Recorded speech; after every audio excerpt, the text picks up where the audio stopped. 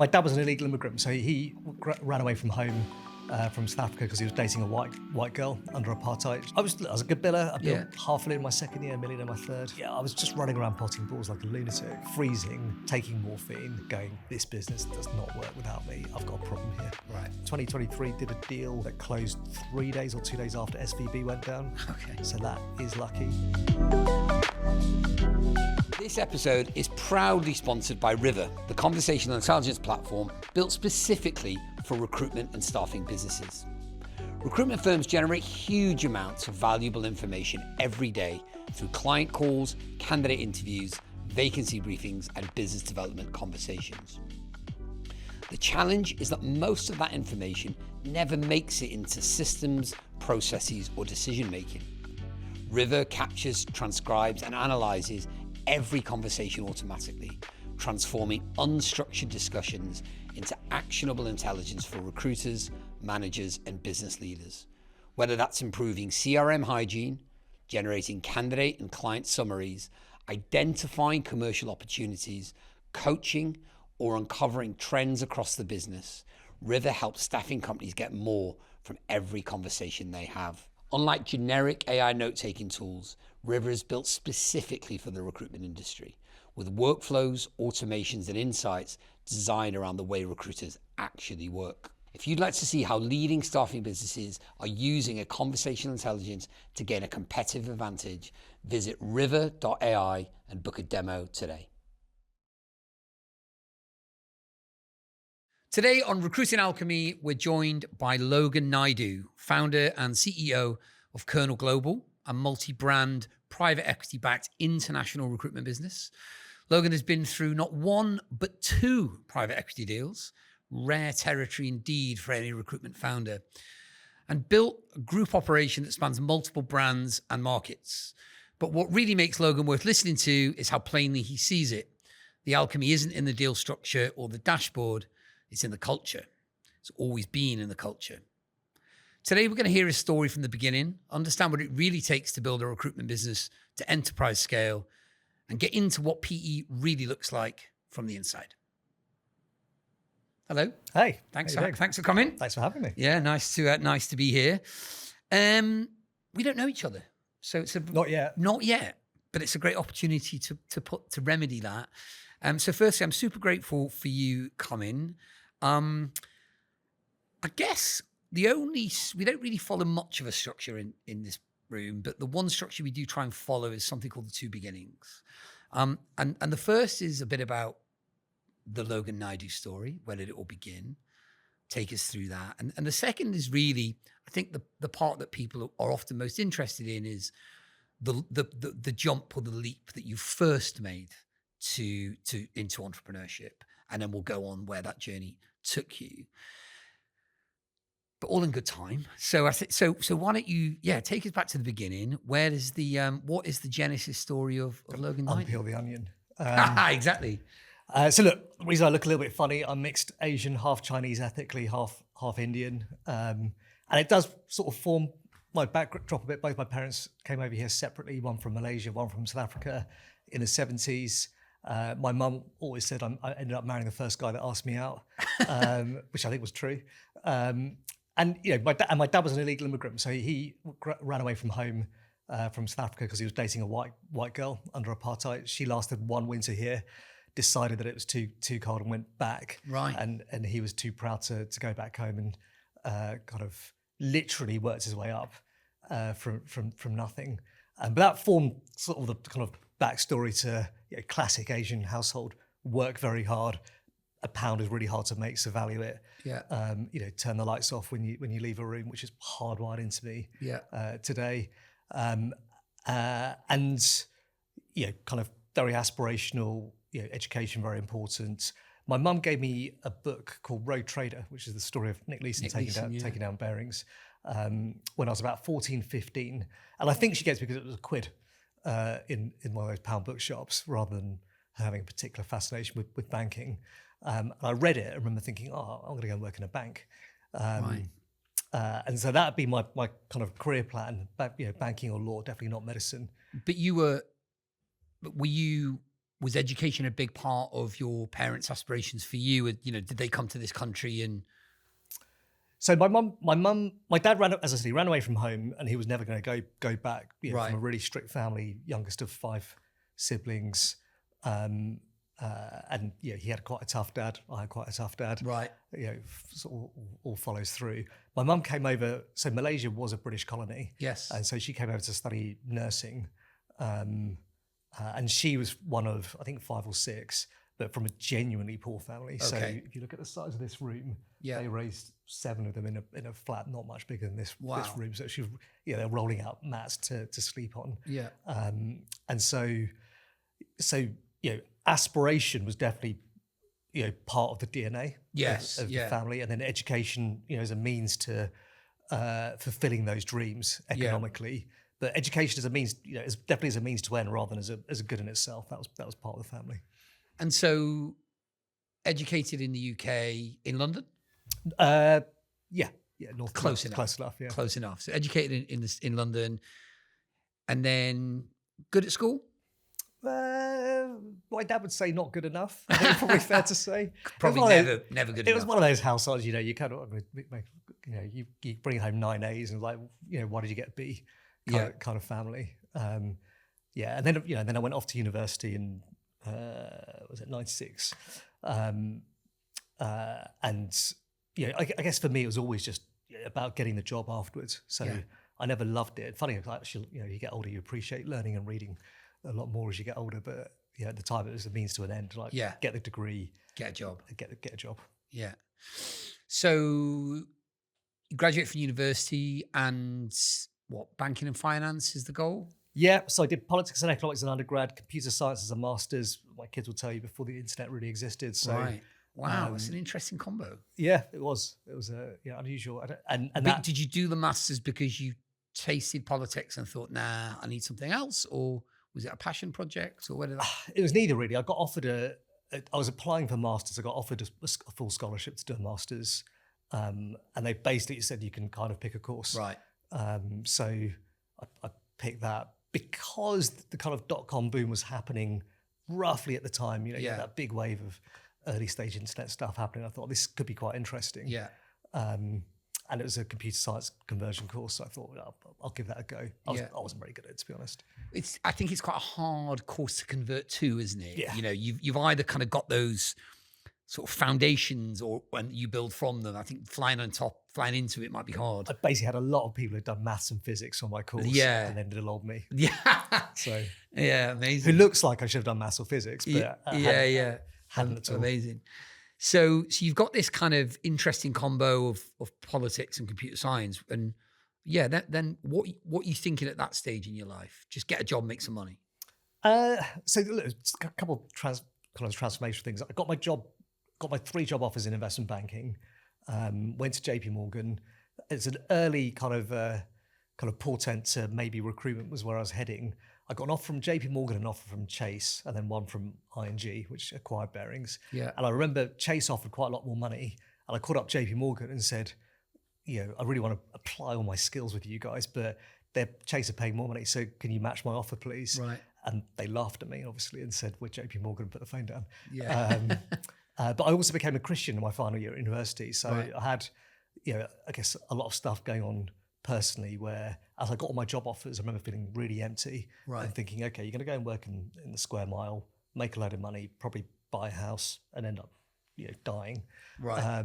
You know, there must be more meaning to life than this. Okay. So came to faith at 21, started work in the city 6 months later. Right. And you know, within the first 2 to 3 weeks, realised that maybe this isn't quite right for me. Got it. Okay.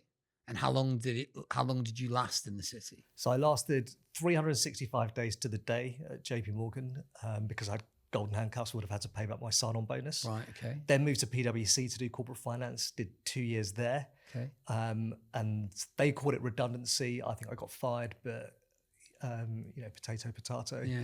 We could have crossed over at PwC. Really? So I did my internship there in 2000, and then a couple of years after that, and then I was in I was in Southwark Towers, which was now the Shard. Yeah. And then I was in there on I was in there on the day of 9/11, Okay. which seems like on the 28th floor, we got sent home. And then I moved to 1EP, which I think is still a PwC building. So I was in 1EP. Yeah. Right, okay. Because that's, so what area were you So in? I worked for a guy called Mark Austin, Okay. who at the time, it was called Financial Services. Yeah. It wasn't, it was part of what became PwC Consulting. Yeah, okay. And I was there when the business was sold. Well, it was sold to IBM Global Services. It was, I don't know if you, well, I'm sure you do. Not everyone remembers this, but if Enron was the main course, MCI WorldCom was like the entree. And I'd be careful what I say here. Let's just say there was some implication. Let's put it that way. And so I think the SEC insisted that you couldn't ride these two horses. You couldn't be an independent auditor and be collecting $400 million a year in consulting fees. And that's exactly what happened with Arthur Andersen in Enron. And so the SEC forcibly split our business up, and we went to IBM Global Services. Feels like a lifetime ago now. It is a lifetime ago. But anyway, so interesting that we. So I was there when. Were you in the audit and ABAS type line? No, I was in corporate finance. Got it. Okay. In EP, and I was there when 9/11 happened. Okay, yeah. Ironically, meant to fly out to New York the next day. Crazy so time. I did 2 years there. Came out with no real plan. And did the usual thing of meet a bunch of recruiters. And I was thinking about becoming a vicar. So, before I ended up doing this, I was fairly seriously thinking about not necessarily running a church, but full-time Christian ministry of some sort. Right. And I was really, really shy. And so it was kind of suggested, maybe try and develop better social skills. Right. Okay. Shall we say, or more confident social skills. And one of the recruiters offered me a job. As a recruiter? As a recruiter. So I joined this 8-person business that had gone through, you might remember this, there's a business called DLA Oxbridge, or DLA, Douglas Lambis Associates, that was at one point apparently as big as Michael Page. Right, okay. And they basically overexpanded, had gone through 2 pre-pack administrations, and I joined the 8-person remnant of that business. Right, okay. Not knowing any of the history, joined again back in a Regis office. Got it. And given a phone and a PC and told to go make some money. And no real planning, just kind of landed in recruitment. Like you weren't like, oh, I want to do that. Just there's a job and I'll give it a go. I thought, look, combination of things. One, I definitely didn't want to stay in kind of corporate finance advisory type stuff. Right. I was like, because I mean, JP Morgan and PwC are 2 of the world's largest companies, and then an 8-man recruitment business. One of the world's smallest. You know what I mean? It's diametrically opposite. Yeah. So it's not an obvious path. No, and look, I think I don't know. There definitely wasn't a conscious I'm open to risk, and it was just like I quite like the person that interviewed me, who ended up firing me. So we'll come to that in a second. Yeah. But I just thought that I'll meet a bunch of people, work out where I am in a year's time. Hadn't totally given up on finance. Was thinking maybe fund management of some sort. Right. Maybe that might wouldn't have suited me. Too analytical and probably kind of too kind of intense focus during the day. But that was, I did a year there, built quite a lot of money. They had an annual bonus scheme. Right. And again, because they were running out of money, they fired me by text message December the 23rd, 2003. So this is their 3rd pre-pack administration. They have since gone into administration. Okay. But yeah, I basically billed more money than they expected. They had this really generous commission scheme. It was 50% commission. Yeah. They couldn't afford to pay me. And so he fired me on December the 23rd by text message. I remember having to go home and say to my parents, oh, yeah, I'm looking for another job. And that would have been, onto job number 4 in 4 years post-graduating, which certainly wasn't part of their plan. Yeah. And are you, at this point, searching for meaning? You've talked about faith. You've talked about 4 jobs in 4 years. Are you a bit of a wandering soul at this point, looking for something that's going to grip you? From a faith point of view, no. I think I've been a Christian now for over half my life, and that definitely anchors and instructs, and hopefully affects the way I live and think and act. And so at that point, no. Work-wise, I hadn't quite landed. Yeah, that's fair to say. And did you find that stressful, or were you just rolling with the punches? I think my parents found it stressful. Yeah. I think I found it a bit, I'd done okay. I think at that point, I owned 2 houses, obviously back in the day when interest rates were fairly low. I had probably 7 or 8 tenants. was kind of doing Doing all right. okay financially. I probably retrofitting the analysis onto the story today. I probably think, I'm probably not the greatest employee, and I think quite difficult to manage, which is possibly why I was bouncing around. Right. And I came out of that business going, okay, I'm going to go and set my own recruiting business. Right. And the one thing that you haven't mentioned that I found kind of magical, having spent 3 years working in these large institutions where you don't know what your bonus is going to be, and is it good, is it bad? I have to go and talk to a load of other people and work out what theirs is to work it out. Yeah. You go into any sales job at recruitment, the magic of do X, Y, and Z and get paid that. Exactly. It's just a pure formula. Yeah. That was kind of unbelievable. Perfect. So if I just keep doing more and more of this, I get paid more and more of this. Yeah. Like in theory. Yeah. That was great. And so how long were you mentioned DLA, were you with them? Were they the company you stuck with until you launched? So Oxbridge, so it was DLA that became Oxbridge Group. Right. I joined, I'm trying to remember, something like July 2003. They fired me December 2004, something like that. Right. And then January 2005, I set up my first business. So you only really had not even a couple of years experience. 12 months. Yeah. 12 months. And so let's talk about that, because for a lot of our listeners, they're looking that, some people will already have founded or be leading their own business. Some people will be thinking about it. And this is an opportunity to understand the thought process that goes into it.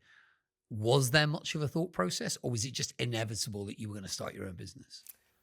I think now I'd probably say it was inevitable because, less so as I've gotten older, but I think I was quite difficult to manage. Right. So it's just easier not to have a manager. I think so. Yeah. Nowadays we'd go, oh no, of course you would kind of destined to go and set something up. But I think it was quite tricky to manage. The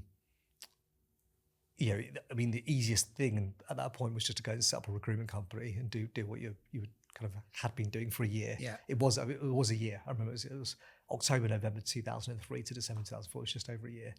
And also just having to basically explain to your family that I've got a plan. So, fired on Christmas Eve, Boxing Day, coming downstairs and going, don't worry, I'm going to go and set up a business so you guys can stop talking about me.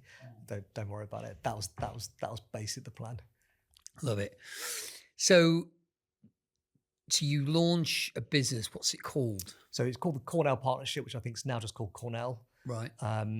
January 2005, and I brought in 2 other guys pretty early on, more or less right at the beginning. One within month 1 or month 2, and the other guy joined within 3 or 4 months. Okay, so the Cornell Partnership is your first business. Yeah. There's 3 of you. What markets are you working in? I was working corporate finance. So corporate finance, so what you know, essentially. Correct. London? Just London. Just London. Just perm. London. All perm. All perm. Corporate finance, London, perm. Making a good crust? I was a good biller. I built $500,000 in my second year, $1 million in my third. Okay. 1.2 after that. That's so really good then. I was just running around potting balls like a lunatic. Yeah. And obviously pre-GFC, that was kind of go-go days of banking recruitment. Yeah, that's it. We grew that business to about 30-ish people, all perm, but classic. You'll see a lot of these classic lifestyle business, right? So, and not I worked so hard, so it wasn't lifestyle from that perspective, but pull the divvy out every year, go again. Right. No real plan apart from we just do a little bit more next year. Yeah. And make a little bit more dividend, And the thing that I recognise now when you look at the sector, broadly you've only really got 2 types of business, right? Lifestyle, I don't mean pejoratively, like everyone works 9 to 5. It's just run on an annual basis for a divvy. Yeah. And one day, maybe the dreamers will sell it, but reality is you're not really working towards that, right? It's all geared around the owner's lifestyle, right? We've got school fees to pay, holidays, etc. And then others, which are businesses that will go and transact and do deals, and they're run in a slightly different way. Now we ran the former, right? Make a load of money, pull the divvy, grow a bit more the next year, go again. Did you take so much divvy that there was no safety net, or were you sensible? We were reasonably sensible. We were the 3 of us between us. I was probably I was the youngest, right? I had no family, no pull. So you were 3 co-founders. 3 of us, who owned the business, collectively. I was the one that was probably the most aggressive in terms of let's just keep going. Yeah. But also, I wanted to grow. One of them had no real interest really in running the business. Would have been happy just billing in the corner. So Doing he deals. did that.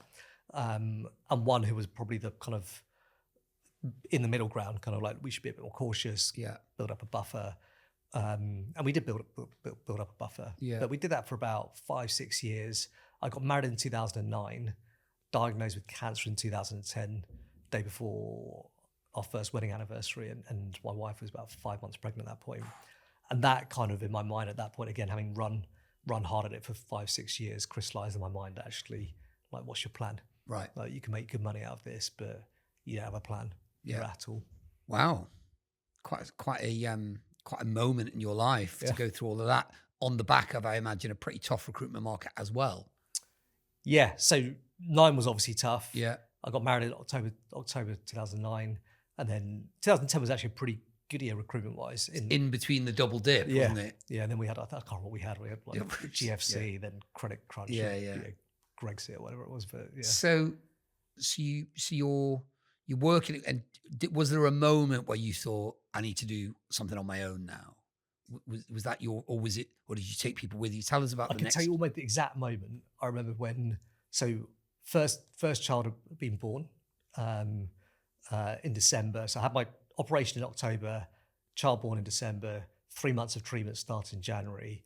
And I remember kind of shuffling to and fro the hospital, going, I can get through this. I'm young, I'm pretty fit. And the last 4 or 5 weeks just being unbelievably painful. Right. I was on morphine towards the end in quite a bad way. Our house was being done up and we'd lost the heating, it was freezing. And I remember getting a call from our office manager who I knew through church. And she said, I'm going to resign. And I was like, please don't resign, just stick it out for a couple of weeks. I'll be back. So she's like, I cannot work with these people. I'm really sorry. And I remember sitting in this Laura Ashley armchair at home, freezing, taking morphine, going, this business does not work without me. I've got a problem here. Right. And I remember thinking, either this gets fixed or you have to leave. This situation cannot carry on because people can't carry the can when you're out. Yeah. Your 2 business partners can't carry it when you're out. You've got a problem here. Yeah. And we'd had a bit of friction along the way over the years, not massively, but just me wanting to push harder and the other guys going, look, this works really well. Yeah, why mess with it? Why mess with it? So I remember when I came back in 2010, I was pretty determined. I was thinking I'd give it a year to see, I've got to get better. Yeah. And I, anyone who's had cancer treatment, like your body's pretty destroyed, right? Kind of, whatever it's done to your mind, your body's probably quite weak. I needed to recover from that. But I was definitely thinking, okay, this needs to change. And so I pushed hard to change the business. I basically said to the guys, please give me a mandate to run the business. We've got to stop making decisions as a 3. And someone needs to actually decide where to go. And that would be pausing the divvy, recycle some cash, grow. I said, look, I think we can actually get this to an exit. We've got a nice little business here. And the guys went up for it. So that conversation lasted about a year. And then 2011, I resigned and said, look, I'm going. Okay. Cool. And that was the beginning of your now recruitment group. Is that correct? Yeah. Kernel Global. Was that the name it started with? No, so Dartmouth Partners was the original business. Dartmouth Partners, the original business. Yeah. So you've obviously been running your own staffing business now for quite a long time with quite a good degree of success. So did you just take all that you'd learned and replicate, or did you try and think, right, for a lot of people, having a second lap gives them a chance to do things differently. What did you do? What did you keep and what did you change with Dartmouth Partners? Again, that psychology of, I guess, lifestyle business or owner-managed businesses to businesses that want to go and be backed or do something institutionally, backable with an exit. Yeah. That was the mindset, kind of what would you do differently, right? So we cleaned up things like a very transparent commission structure, worked hard at building out the career path and what does that mean internally over the first 4 or 5 years, started to think much more about structured L&D. Right. All the building blocks that whether you've got, me sat here or Joe Jarney or Nick Baxter, we'll all say, look, this is the stuff that kind of starts to move the dial. But I guess the hardwiring underpinning all of that was the culture of we're a growth business. Yeah. Right. And so it's all about profitably growing year on year. And we had a metric, look, 30% top and bottom line growth every single year, come rain or shine. That's what we're going to do. Yeah. And for you, was that growth, how do you, it's not easy to build a high performance culture, right? And it might be easy to build one. It's not easy to keep it going over the long term. And obviously there's ways to do it, right? Some people think of everyone stood up on the phone between 9 a.m. and 3, whatever it might be. What, maybe not, it might have evolved over the years, but if I asked you to close your eyes and imagine what high performance culture looks like, what are the things that spring to mind? Look, I guess the world's changed, right? So in probably the 80s, 90s, early noughties, the whole methodology of getting performance out of people was KPI them, bash them with a stick, the kind of old-fashioned take away their chair, all that kind of slightly comical nonsense, right? Which I think creates a culture of fear, generally, because and then you wind people up, take them out for a drink, go again the next day.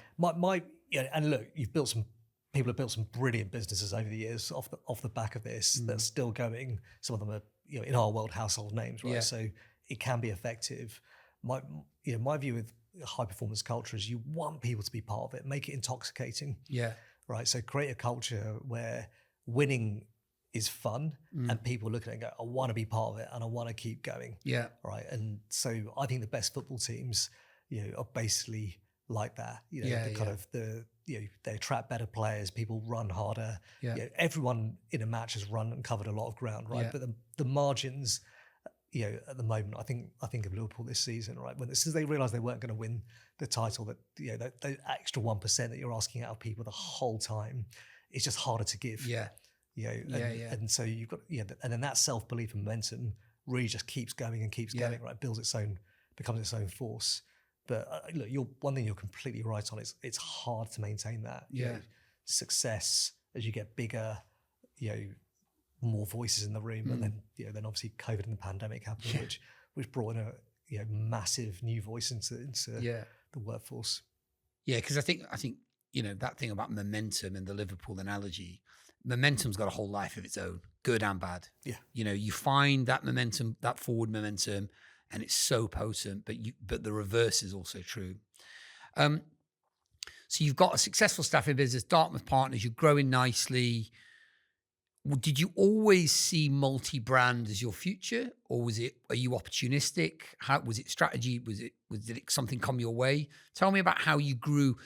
Tell me how about you grew the business in reality versus the vision or strategy that you thought you might have.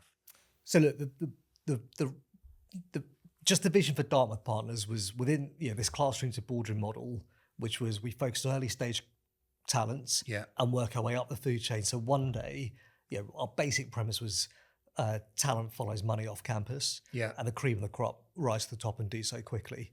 Right. So the idea that generally the best grads go into the best paying jobs, whether it's banking, consulting, private equity, and then go into the best jobs afterwards and then go and run businesses. And we got lucky on our timing. 2012 when we started was the beginning of Silicon Roundabout and a generation of people setting up businesses like Gusto and Monzo, all in their 20s and 30s, who'd been candidates. And then we'd go up every year we existed, we'd go 2 years up the food chain.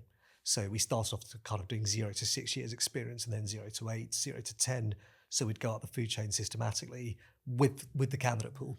That's quite counterintuitive to the typical strategy. Just go in at the top and work your way down, right? That's what people think is the most obvious way.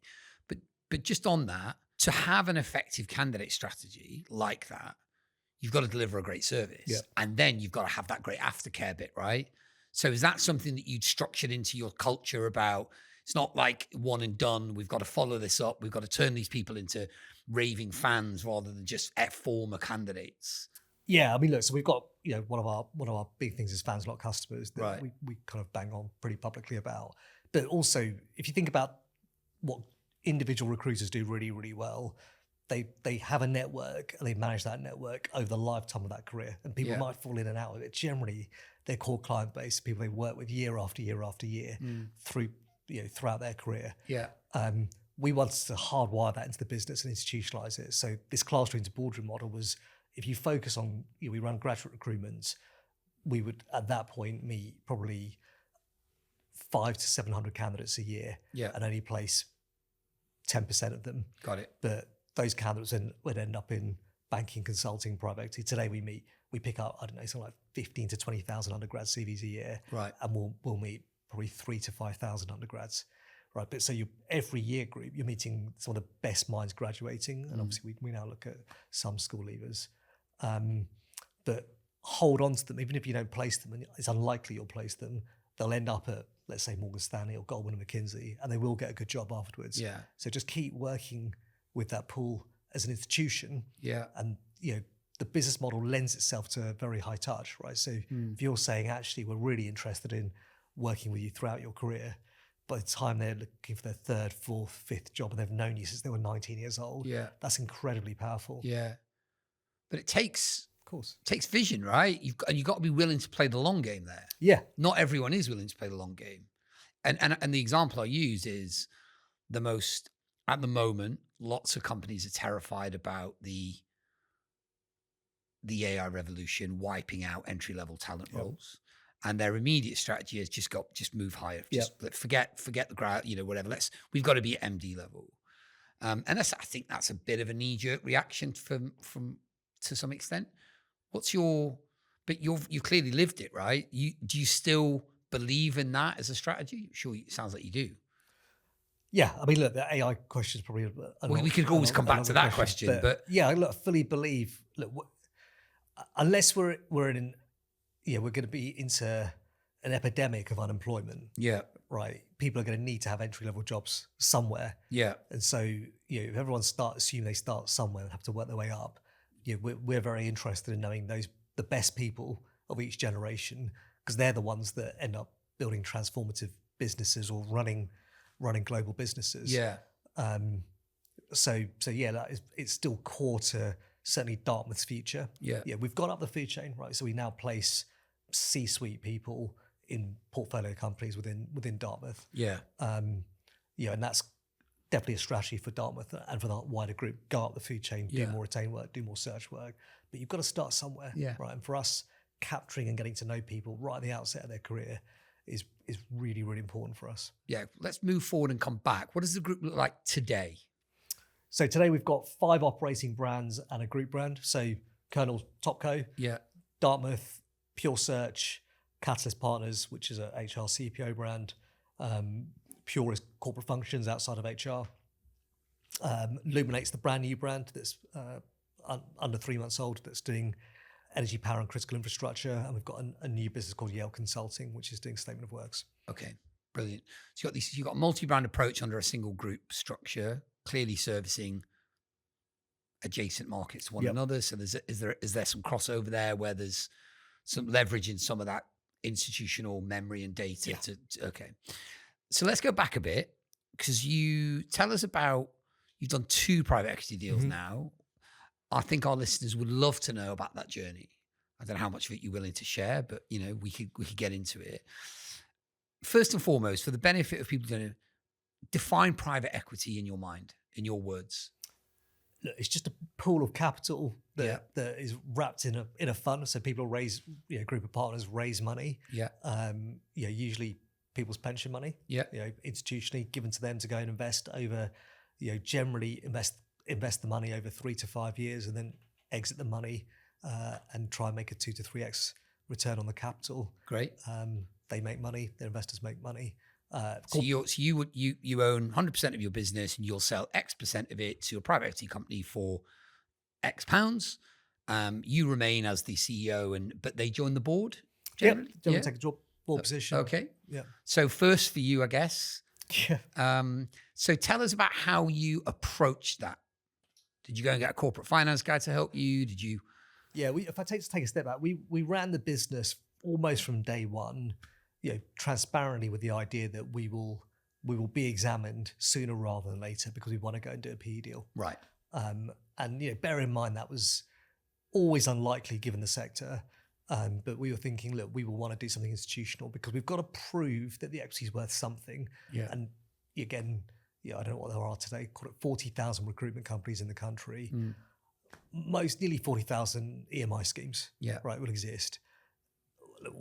We know less than 1% will ever be meaningful unless it pays a divvy. So, it's just a rainbow, right, with no pot of gold at the end. Yeah, yeah. I wanted to bring that to life as quickly as possible. Right. And so we went from 0 to 2.5 million EBITDA in the first 5 years. And I remember I was having a pizza with an old candidate of mine who I'd placed, talking about his career and next steps, Christmas 2017. And just at the end of it, he was like, "So what are the plans of your business?" I said, "Look, we'll break 3 million EBITDA next year, and that's when I'll probably go to market." Mm-hmm. And he said, "Oh, actually, I think you could probably do something now." Right. And I remember saying, "Look, I'm probably not quite ready for it, but go and tee up 6 conversations. I don't want a beauty parade, and we'll see where they land." And we did that in Q1 2018, and we closed that first deal by June 2018. Okay. So not long after Brexit, No. did that impact kind of market sentiment and confidence? Were you sort of confident you'd get the deal done? Yes. Look, yes and no. Knowing what I know now, the answer would have been yes, because obviously, you can Eternal optimist. Exactly. But I think looking at it today, it was always unlikely. But we've gone from 0 to 2.5, and then we were going to go and do 3 million EBITDA in 6 years. Not many recruitment firms do that. It's kind of very profitable. We were growing pretty metronomically. Yeah. I think within, not unhelpfully, within the world of private equity, we'd built a nice reputation for us. I think our marketing from the very beginning was to try and stand away from traditional recruiters. So we didn't enter lots of recruitment awards. We entered startup awards. We wanted to be seen in that ecosystem. Yeah. They're disruptive. Yeah. We weren't doing anything kind of crazily different. That classroom to boardroom model was different and made quite a lot of positive noise in terms of like, this is built for the future. Yeah. But I mean, outside of that, we were just hitting our stride. Yeah. As a But business. no ambition to just do a trade sale and get out. Nah, it was way too early. For you, as an individual, it was too early. Too early because you felt that there's more distance to go. I mean, for me as an individual, definitely too early. Yeah. What would I have done? Yeah. Play a lot of tennis. Play a lot of tennis. Come and do podcasts of tennis. Yeah, exactly. I think as a business, we were still really immature. Kind of looking at it back then, we were still figuring out lots of things. We had a really young workforce. I think at that point, I'm trying to think. I don't think we had anyone in the business over 40 years old. Right. In 2018, and so we were still it still felt like a lot to run at. So it was always going to be private equity, definitely not trade. Okay. So they exchange shares in your company for a big chunk of capital. Mm-hmm. I suspect some of that you can take off the table and some of it goes for growth. So was that your first taste of like real wealth or meaningful amounts of money privately? Yeah, I think the kind of private equity guys and the kind of wealth managers call it a de-risking event. Yeah. Which I hadn't heard of. Do you remember the day? I don't remember the exact day. No, it was round about my 40th birthday. So Right. there or thereabouts. I think it was 2 weeks before my 40th. Right, now I got a few quid. Yeah. Yeah, nice moment though. You worked hard for it. It was a nice moment. Like, to be honest, it's not. It's too crass to say money wasn't important to me, but given my faith, it wasn't super important to me. Yeah. It was kind of a nice marker that the business has done well. Yeah. We built something that was It valuable. wasn't the only show in town. Not really, no. Yeah. So does the private equity injection give you more firepower? Or are you like, no, we're not going to change the game plan. We're just going to do what we're doing and more of it. What it does do, so the de-risking, and I think this is very common in our industry. People work so hard to get a business to making about £1 million a year, roughly. Yeah. Right. And that's typically in our industry, 20 to 30 people, which is where kind of most businesses cap out. And you're working really hard and you're making a good living off it. And you get the sense of vertigo, actually, because to go again, to get it up to 3 million EBITDA, you've got to invest quite heavily. And you've got to also think conceptually, you take your biggest risk the day you quit your job and start, on the assumption that not many people get it to £1 million EBITDA, just statistically. Yeah. Right. So you get there and it's usually you and a couple of others. We've got a great lifestyle. By that point, you've got kids, mortgages, holidays, maybe even school fees. Yeah. your lifestyle is at a certain level where you're like, I don't want to drop back to where I was whenever it was 5, 6, 7, 8 years ago. De-risking, what it allows you to do is say all that money we make just goes straight back into the business. Right. Yeah, so there's not a load of capital that's given to you because most of the cash comes out of most private equity deals. Yeah. But what it does do is every penny we make can go back into the business. Yeah.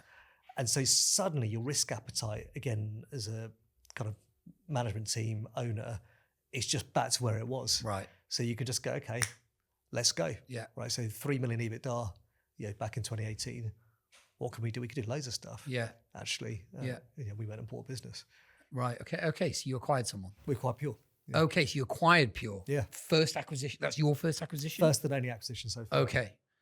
And so was that opportunistic or was that strategic? Did you sort of say, we are going to go and acquire a business, let's find one? Or did it come in front of you, you thought, hey, there's an opportunity here? Bit of both. We were out looking for acquisitions to buy something complementary. And there was a bit of a private equity thought process in that, you buy at 4x, trade at 8x. There's an arbitrage there, kind of fairly simplistic thinking. Wasn't a lot of thought going into what we're actually going to do with it when we buy it. We were out looking for businesses, and then got introduced to the guys at Pure who were just at that point it was a 20-year-old business, right? And gone through, I think, what most people in the industry have seen of that sort of 60-year-old age demographic, which is go-go days of setting up in the 90s, noughties, gone like gangbusters for 10 years thinking they'd get it away. GFC not stuffing out of a lot of people. And people never recovered, and we came along and bought it. And I think that's very similar to, if you look at the demographic today, people, it wasn't quite like pre-GFC, but people were slowly getting used to, okay, Brexit's done, I was slowly growing my business, and then COVID came and almost ruined people. You got the 18 months bounce after it, people were euphoric, and then this second recession, which has been long and hard, has really knocked the stuffing out of people. And I'm sure a lot of people won't psychologically recover from it. Well, I mean, I think that's my experience. I speak to founders all day in staffing businesses, and I think so many of them thought they would be long gone by now. And they're now looking at the top of the next cycle thinking, what do I need to do to be ready for end of 28? Because I've got to try and capture the next wave. And it's hard to keep going if you've had 20 years, 25 years of... And who's buying you? 25-year-old business that, let's say, at that point is 3 million EBITDA, right, or 4 million EBITDA. It's hard to find a buyer, right? Because it's not like you're saying, well, we're growing at a clip. It's like, look, over 20 years, we've gone from 0 to 4 million EBITDA. Up and down, up and down. It's fair. And so you've done a private equity deal. You've got a new board or a new board member from the private equity business. Does it change the vibe, or are you explicit that that's not, they don't come in here and start interfering, mate. We know what we're doing. Or are you welcoming in the new voice, the fresh energy? Tell me about that. I think by that point, I was ready for, I was psychologically ready for more structure around me. Right. So going back to how unmanageable I was at the beginning of my career, to 10 years later, kind of thinking, okay, look, you can't do this by yourself. We brought our first non-exec in 1 year into Dartmouth's journey. He helped me grow up and mature and help me think about the business. And by the point we did the PE deal, my view is that if you take someone's money, you kind of, it's a partnership, right? I think a lot of where it goes wrong is like, I'll take your money, but I don't want your input. Never going to work. Right. So, two of their team joined our board. We brought in a chair at the same time. We never really had formal board meetings right before that. It was kind of, I was the main person that ran the business, so we didn't need anything kind of too formal. But that started to, I think there's two things that changed. One is the confidence someone's institutionally given us their money. It's like, okay, that is rare. We've done something good and right. How do we kick on?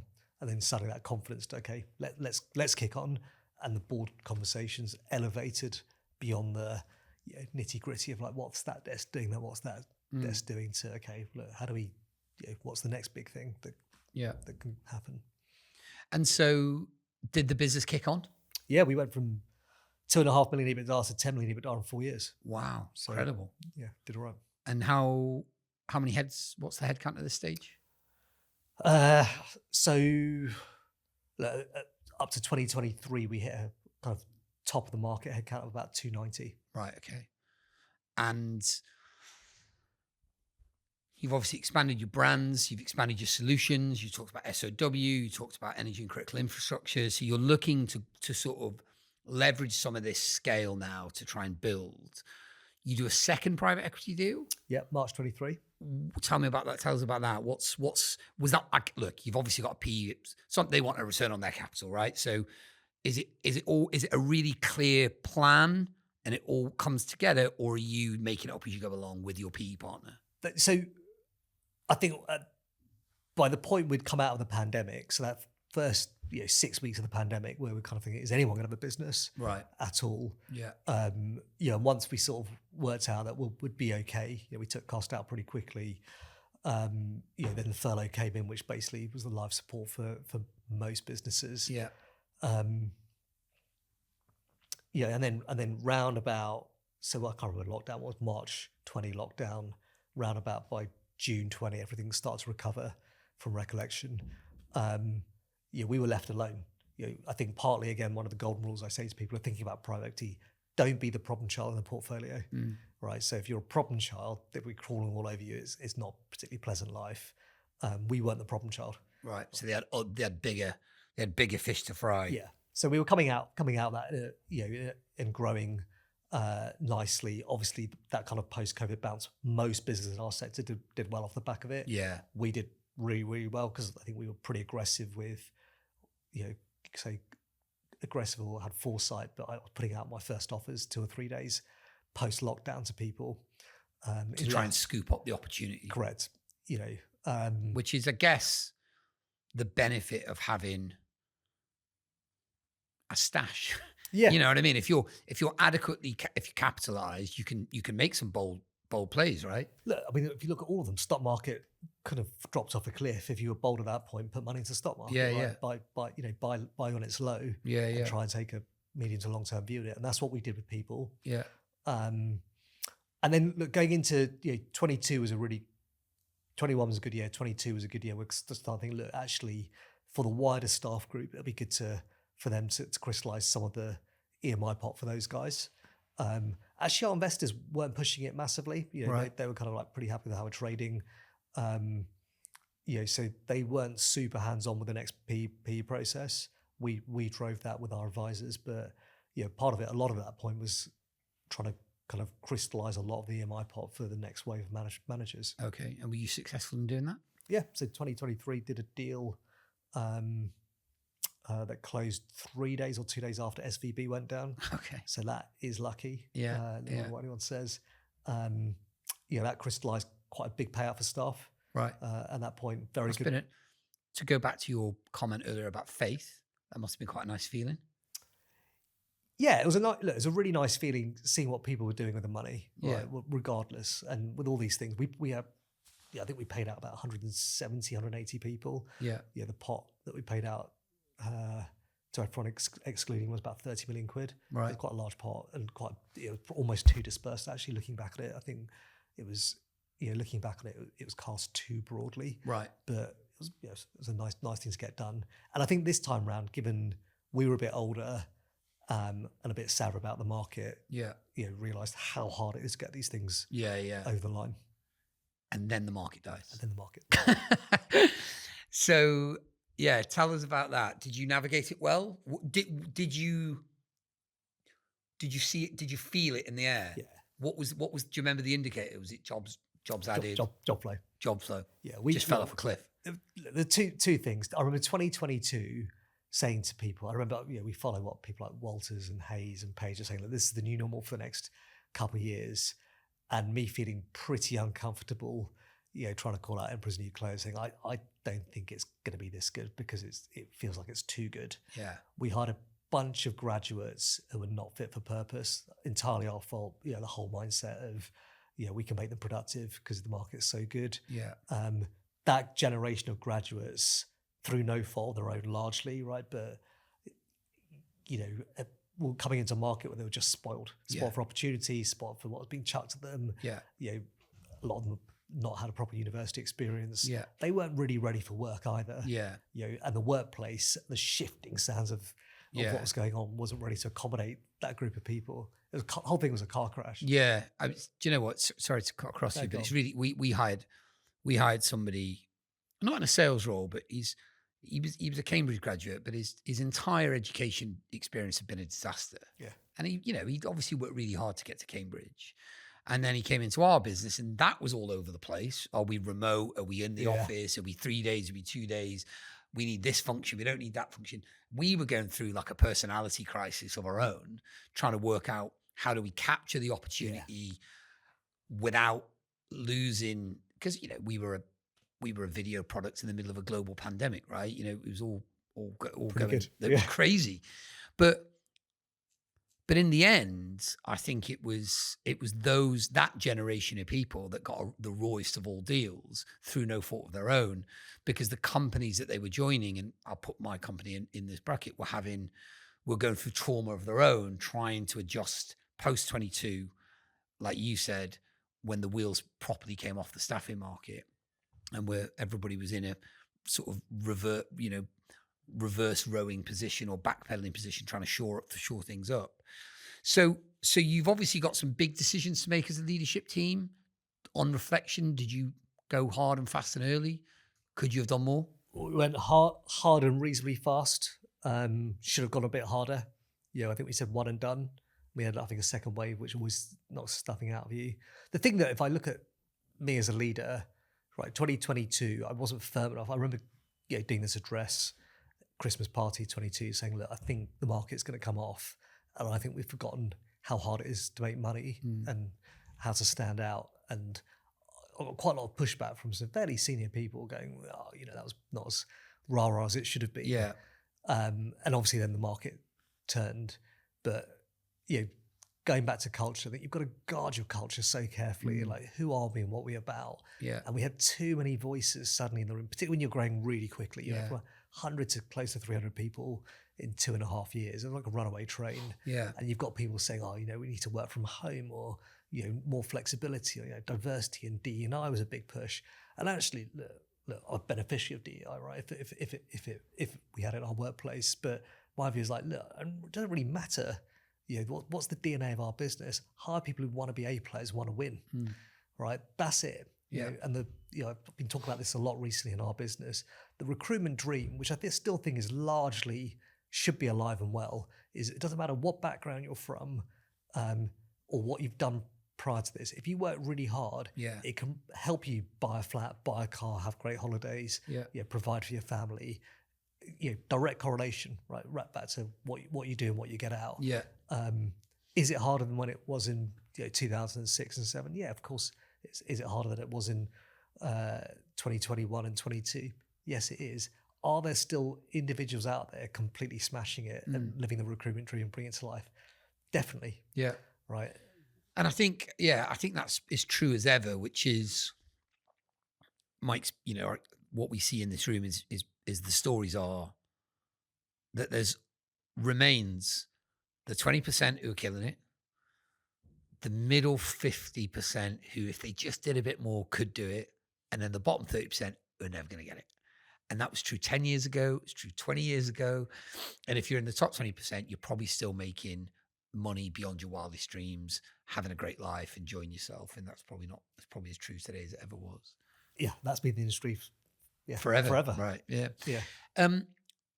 So what does the future look like for Kernel Global? What's your views on AI? How do you see that showing up in your day-to-day life? How do you see the role of the consultant changing and evolving today? Are you focused on a different set of metrics?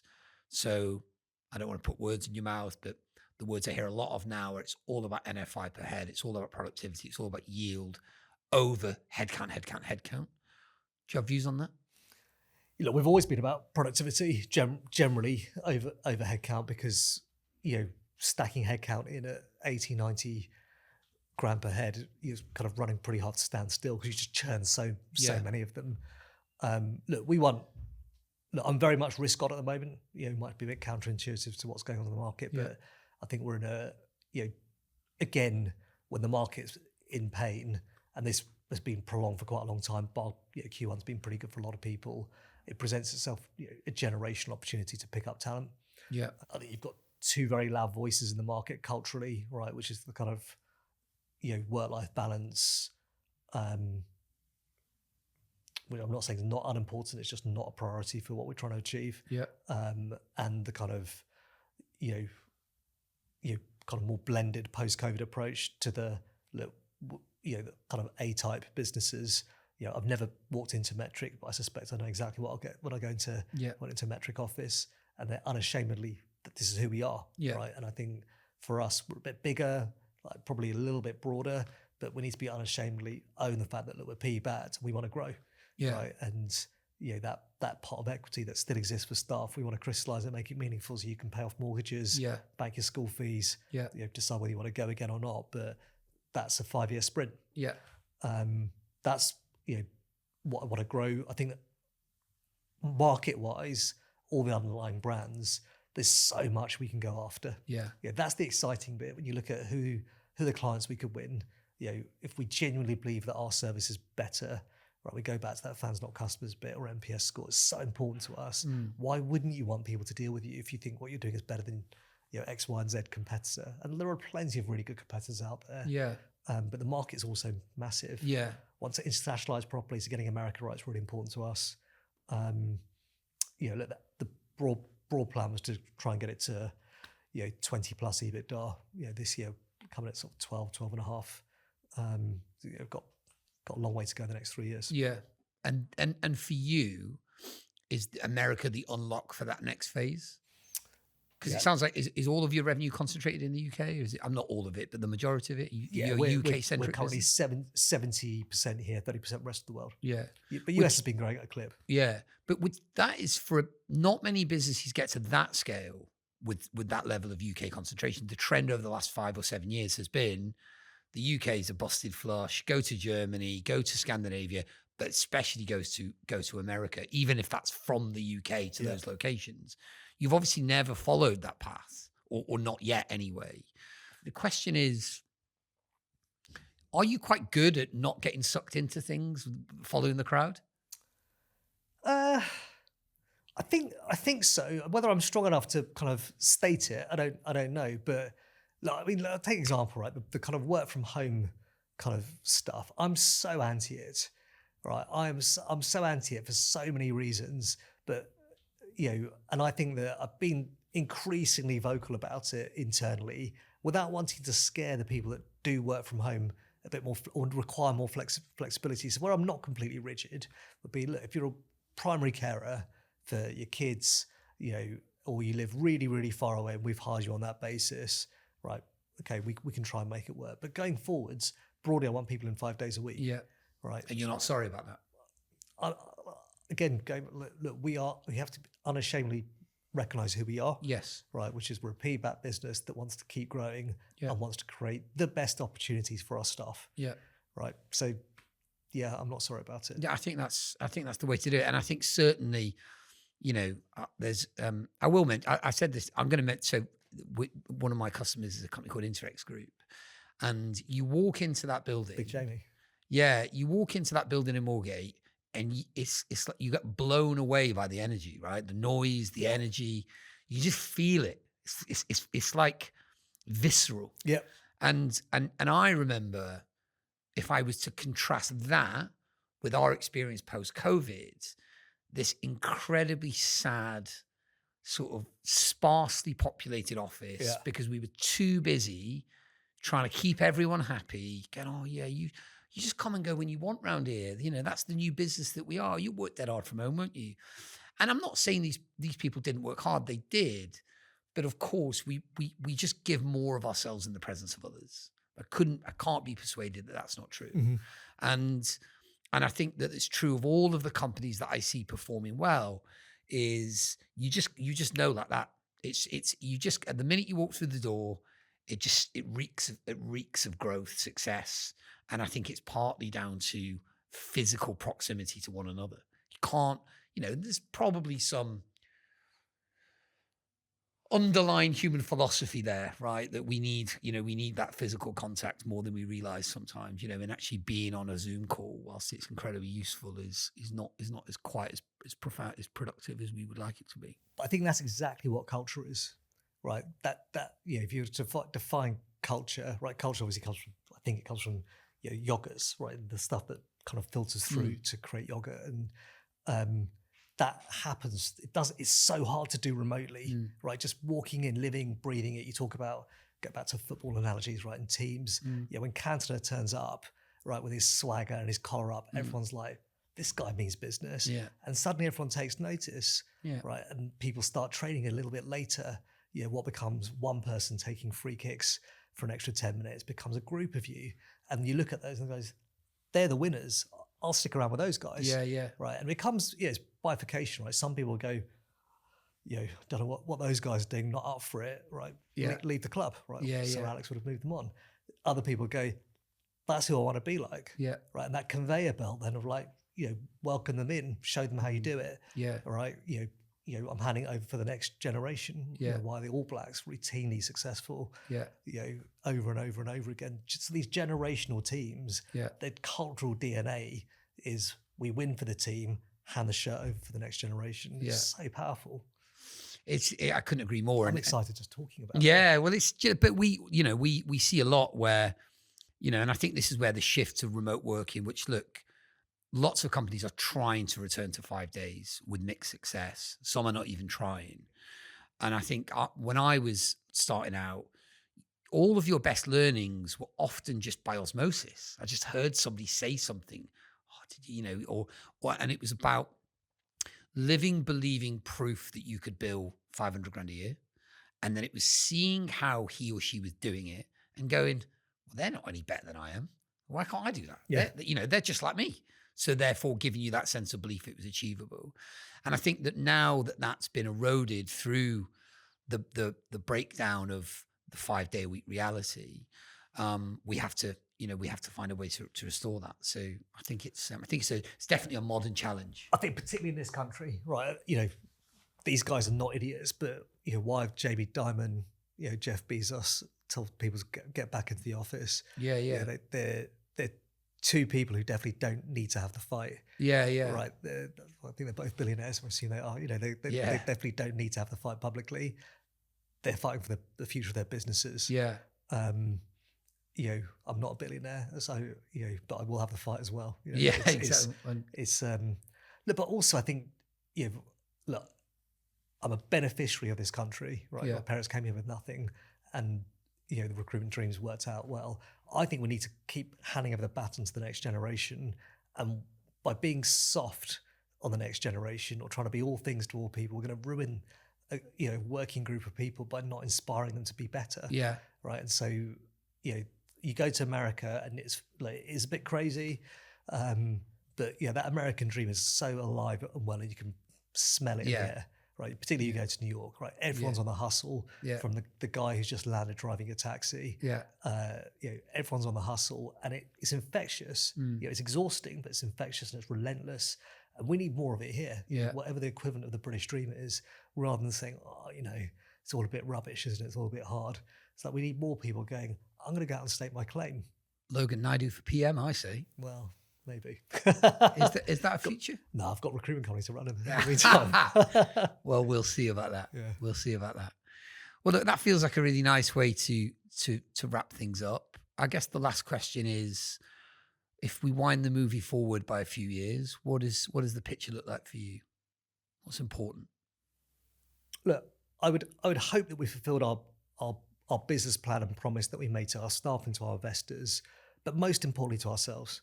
Right, we talked about growing as a company. You only grow if you keep your best people on the bus and they grow with you. And this isn't my phrase. The lady that runs Dartmouth today, it's her phrase. If we don't grow, you don't grow. Yeah, I think it's absolutely true. Right, we want and the single best bit of the journey along the whole thing has been that we've grown as a team. Yeah, right. Those people that we had, I think we had 9 or 10 people with us on broadly day one. 7 are still here.